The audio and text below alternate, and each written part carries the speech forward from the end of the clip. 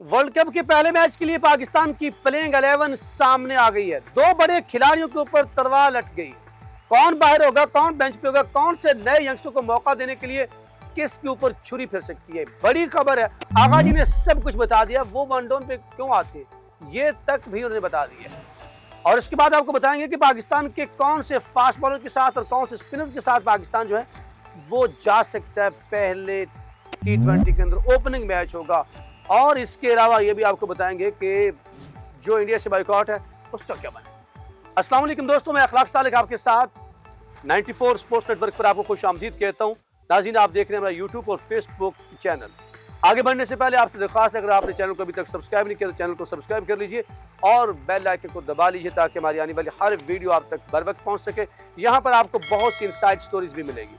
नाज़रीन, कल Pakistan 2026 T20 world cup की मुहिम का आगाज करने जा रहा है और ये इस वर्ल्ड कप का ओपनिंग मैच होगा और पाकिस्तानी वक्त के मुताबिक 10:30 बजे ये मैच शुरू हो जाएगा। बाकी दो मैचेस कौन है वो भी बताऊंगा, लेकिन पहले बता दूं कि पाकिस्तान की टीम जो है प्लेइंग 11 सामने आई है। उस प्लेइंग 11 की तरफ चलते हैं और आपको बताएंगे कि दो बड़ों में से एक जो है वो खेल सकता है। ये बात आपको बताना जरूरी है क्योंकि प्लेइंग 11 जो है वो तकरीबन क्लियर है। वो आपके भी आप कमेंट सेक्शन में जाके बता सकते हैं कि आपकी प्लेइंग 11 क्या, लेकिन हम जो आपको प्लेइंग 11 बताएंगे वो होगी कल के मैच की कंफर्म प्लेइंग 11। तो नाज़रीन, कल 3 मैच खेले जाएंगे वर्ल्ड कप 2026 के।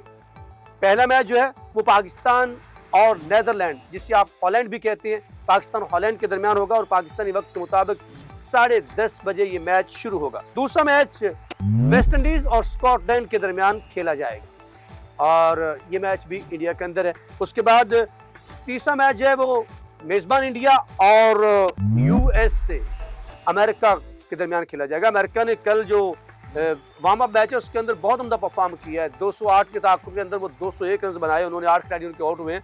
तो यहाँ पर इंडिया को भी टफ टाइम मिल सकता है, लेकिन हम बात करेंगे पाकिस्तान के मैच की और पाकिस्तान की प्लेइंग 11 की। यहाँ पर आगा जी की कॉन्फ्रेंस बहुत मानी खेज और सब कुछ बता गई और आगा जी ने जो कुछ बताया और वो हतमी फैसला है।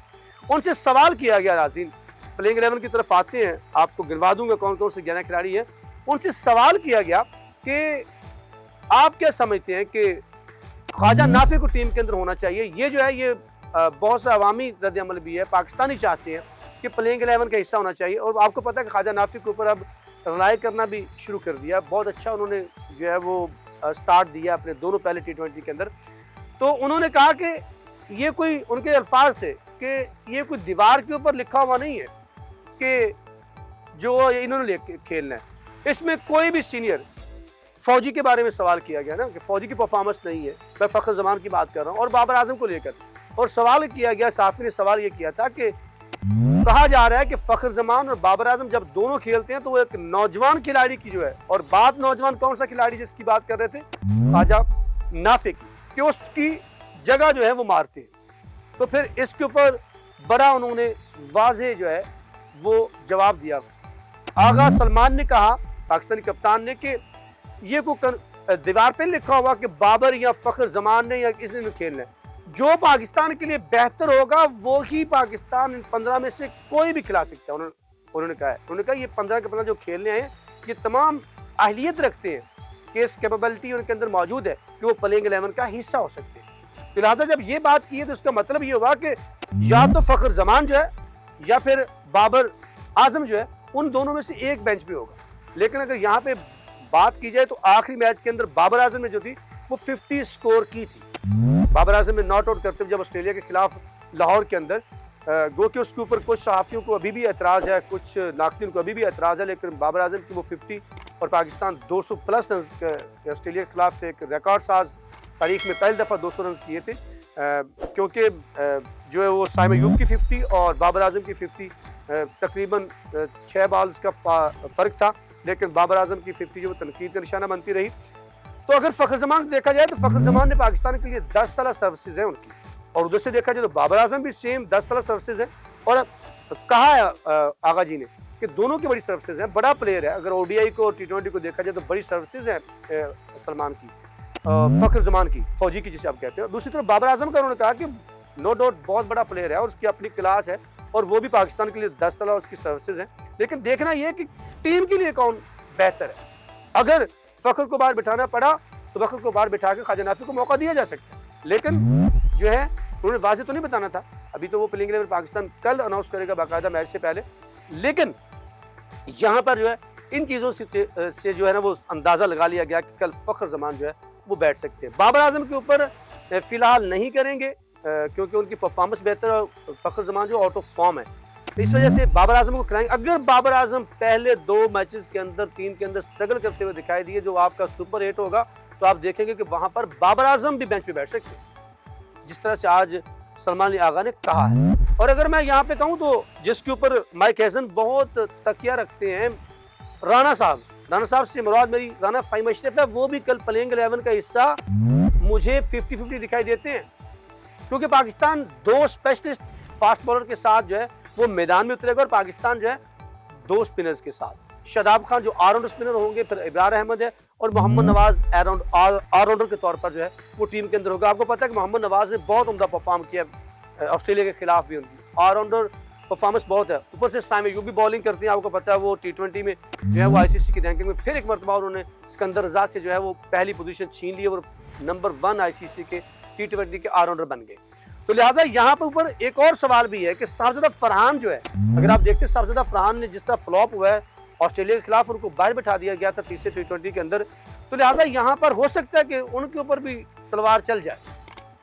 ये सवाल भी है आपके सामने कि हो सकता है कि आप नीचे, क्योंकि उस्मान खान ख्वाजा नाफी के लिए जगह बनाने के लिए फ़खर ज़मान और बाबर आजम में से एक को बताना पड़ेगा, और ऊपर से अगर देखा जाए तो उस्मान खान ने खेलना ही खेलना है, क्योंकि आपके पास पहले ही कोई स्पेशलिस्ट विकेट कीपर है नहीं, तो लिहाजा भरोसा नहीं किया जा सकता एज अ विकेट कीपर जो है वो सिर्फ ख्वाजा नाफी के ऊपर।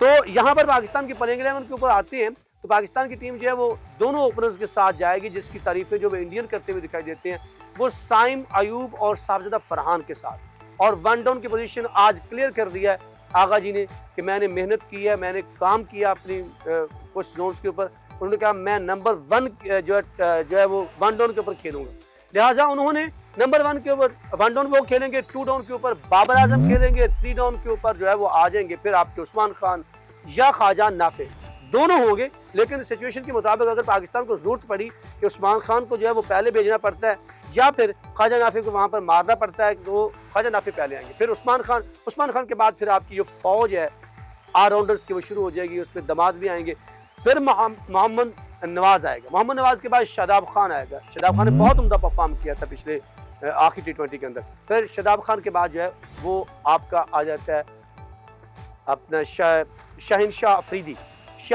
अफरीदी के बाद आपने इब्रार अहमद के साथ जो है वो पाकिस्तान का स्पेशलिस्ट बॉलर के साथ जाएगा, पाकिस्तान नसीम शाह को शामिल करें। ये पाकिस्तान की प्लेइंग 11 है। यहाँ पर आप देख सकते हैं कि उस्मान तारिक भी कल वाला मैच नहीं खेलेंगे, क्योंकि इब्रार अहमद है, शादाब खान है, मोहम्मद नवाज है, ऊपर से आपके पास साइम अयूब भी मौजूद है। तो पाकिस्तान, क्योंकि यहाँ की पिचेस मैं आपको बताता चलूँ वो पेसर्स और स्पिनर्स दोनों के लिए मददगार साबित होती है, बड़ी टफ कंडीशन होती है श्रीलंका के अंदर।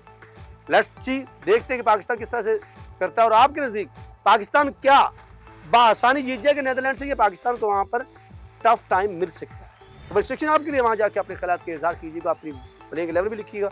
यहाँ पर मुझे अखलाक सालों को अपनी पूरी टीम 94 और मेरे कैमरामैन फ़हीम सदीकी के साथ दीजिए इजाज़त। अगर ज़िंदगी के साथ ये तो आपसे मुलाकात होगी, तब तक के लिए अल्लाह निगहबान।